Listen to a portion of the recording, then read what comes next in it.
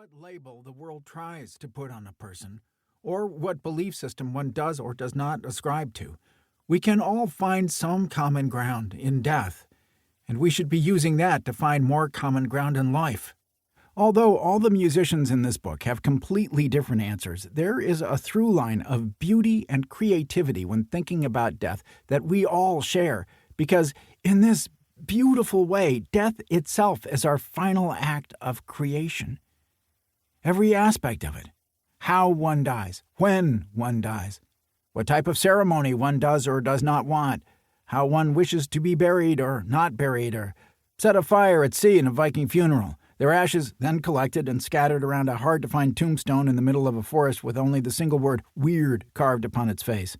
That's mine. There is something so creative and artistic about death. Even in the most seemingly routine and normal deaths, there is such beauty and mystery. I will never forget watching my grandfather die after having lived a good long life, surrounded by his family at 90 years old, taking his final breaths, all of us thinking each breath was the last until, finally, it was. And after that final death rattle, his body turned from human into something more like a tree or stone, meant to return to nature right before our eyes, to become a life source from which some new being will begin again.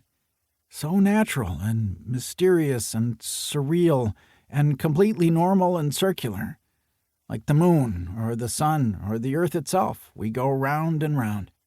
As we end this round to begin the next in some way we will never be able to fully understand. I am quite certain this book will provide inspiration, not only in the way you think about your final wishes, but in the way you view your everyday life and creativity, with all its small births and deaths. Music is such a special thing because it never dies. A song is this eternal vessel that, once born, can never be killed. I think about all the dramatic scenarios, like all the power being wiped out or all the instruments being gathered and smashed up. Let it be okay. We could still sing. And even if singing were not permitted, we would still sing inside our hearts and minds. Even if there were no humans, songs are spirits that float on the breeze, drifting from this world to that, sung by every creature imaginable in familiar tunes and keys, and those we cannot even begin to imagine in scale and structure so bizarre. Because of recording technology, or concert set lengths, we tend to put time limits on music. But music has no real duration. There is no beginning or end. You could have any song forever, and you could sing it a million different ways. Songs drift down into our souls from space and other dimensions and float up into our hearts from the earth beneath our feet. What could be more natural than music? Music is God. God is love. Love never dies. What's the last song you'd ever want to hear? How do I want to die? I bet you've asked yourself that hundreds, thousands, maybe even millions of times over the course of your life. I ask it of myself all the time. All the time. Why do we do this? Why are we obsessed with death? Is it simply because it's so unknown, and that's super scary, and we as human beings are not content with living and breathing until we know everything? Think about it.